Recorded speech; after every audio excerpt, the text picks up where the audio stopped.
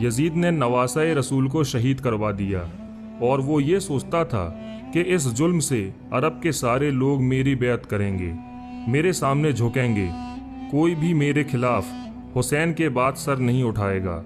लेकिन जब रसूल अल्लाह की बेटियां कैद होके कूफा और शाम के बाजारों से गुजरी तो उनके खुतबे सुनते सुनते लोगों के मुर्दा ज़मीर जागने लगे और यूं यजीद के खिलाफ बगावत पैदा हो गई। हर कोई यही सोचने लगा कि इस्लाम अल्लाह का दीन है और मोहम्मद मुस्तफ़ा सल्लल्लाहु अलैहि वसल्लम अल्लाह के रसूल हैं। ये ख़ानदान अल्लाह का महबूब तरीन ख़ानदान है। जिसने इनके साथ जुल्म किया उसे बादशाह कहना सबसे बड़ा गुनाह होगा। और यूं मदीने वालों ने यजीद की बैत से इनकार कर दिया और फिर यजीद ने मदीने पर हमला किया। तारीख़ में लिखा है कि 3 दिन तक यजीद की फ़ौज ने मस्जिद नबवी में अपने घोड़ों को बांध कर रखा और घोड़ों की लीद से मिंबर रसूल और नामूस के साथ बेहुरमती करते रहे। और यूं मक्के से भी यजीद के खिलाफ बगावत बढ़ने लगी। फिर यजीद ने खाना काबा पर हमला करना शुरू कर दिया और खाना काबा में आग लगा दी। हर कोई यजीद के ऊपर लानत करने लगा, लेकिन यजीद किसी को भी अपने खिलाफ देखता तो उसका सर कलम करवा देता। वाक़या करबला के कुछ ही दिनों के बाद यजीद की मौत का भी वक्त आ गया था।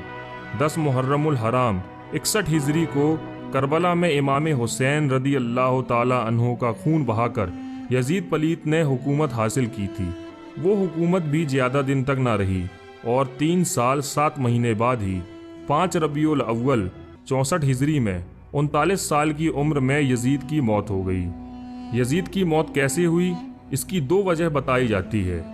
एक वजह ये बताई जाती है कि यजीद शराबी था, ये बहुत शराब पीता था, जिसकी वजह से वो एक बीमारी में मुब्तला हो गया और पेट के दर्द और आंतों के सिकुड़ने की तकलीफ से तड़पता रहता था।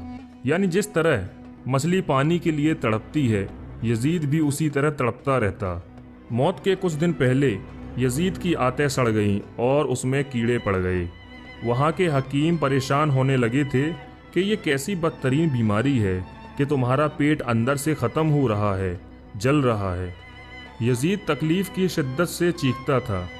पानी का कतरा हलक से नीचे उतरने के बाद कांटे की तरह चुभने लगता था। इस तकलीफ़ से वो अपना सर पीटता रहता था। उसके महल के लोग यजीद को इस हालत में देखकर यही कहते थे कि ये अजाब हुसैन इब्न अली को प्यासा रखने की बदौलत है। अजीब कहरे इलाही की मार थी। पानी के बगैर भी तड़पता था और पानी पीकर भी चीखता था। यजीद को जब अपनी मौत का अंदेशा होने लगा तो उसने अपने बेटे मुआविया बिन यजीद को मर्जे बिस्तर पर बुलाया और सल्तनत के बारे में कुछ कहना ही चाहा था कि बेसाख्ता बेटे के मुंह से चीख निकली और बाप की पेशकश को ठुकरा दिया कि जिस ताजो तख्त पर आले रसूल के खून के धब्बे हैं, मैं उसे हरगिज़ कबूल नहीं कर सकता। खुदा इस मनहूस सल्तनत की विरासत से मुझे हमेशा महरूम रखे, जिसकी बुनियाद नवासा रसूल के खून पर रखी गई है। यजीद अपने बेटे के मुंह से ये अल्फाज सुनकर तड़प गया और शिद्दतो रंजो गम में डूबा रहा। मुआविया यजीद पलीत का बेटा था, मगर नेक व सालेह था और बाप के बुरे कामों से नफरत करता था। मौत से कुछ ही दिन पहले यजीद की आंतें सड़ गईं और उसमें कीड़े पड़ गए। यजीद से इतनी गंदी बदबू आती थी कि कोई भी इसके पास नहीं जाता था। यजीद को बहुत कीमती और कई किस्म के इत्र भी लगाए जाते थे, फिर भी इससे बदबू नहीं जाती थी। अगर कोई हकीम भी इसके पास आता तो वो भी अपनी नाक और मुंह बांधकर आता। यजीद का पेट कीड़ों का गिज़ा बनता जा रहा था। तकलीफ़ की शिद्दत से चीखता था। पानी का कतरा हलक से नीचे उतरने के बाद कांटों की तरह चुभने लगता था।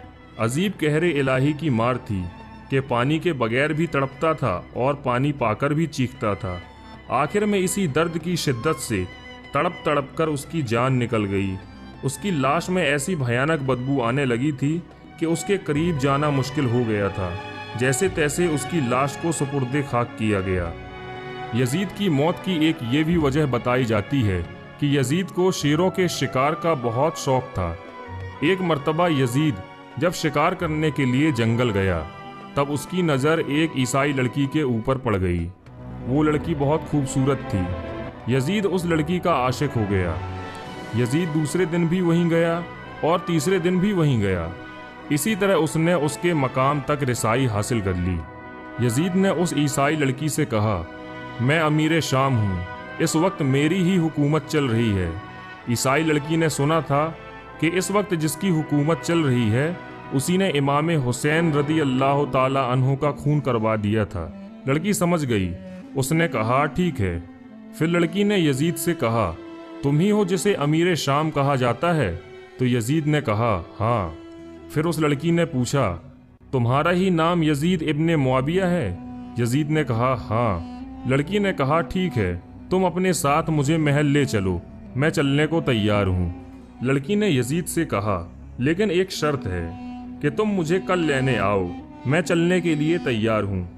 यजीद दूसरे दिन शिकार करने के लिए रवाना हो जाता है और वो लड़की भी आ जाती है।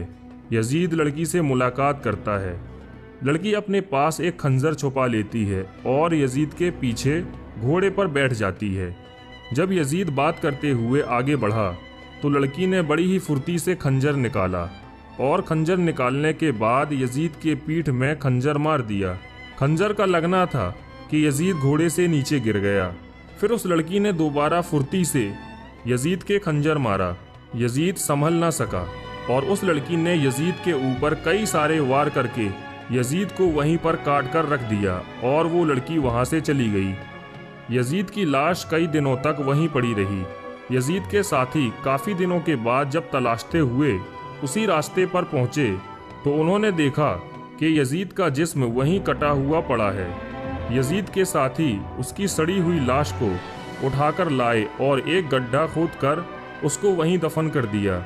और आज भी जहां यजीद की कब्र बताई जाती है वहां शीशा गलाने की फैक्ट्री बना दी गई है और उसकी कब्र का कहीं पता नहीं है।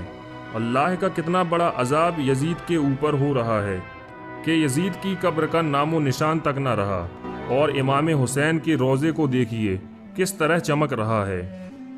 इमाम हुसैन का रोज़ा कल भी चमक रहा था, आज भी चमक रहा है और इंशाअल्लाह क़यामत तक चमकता रहेगा।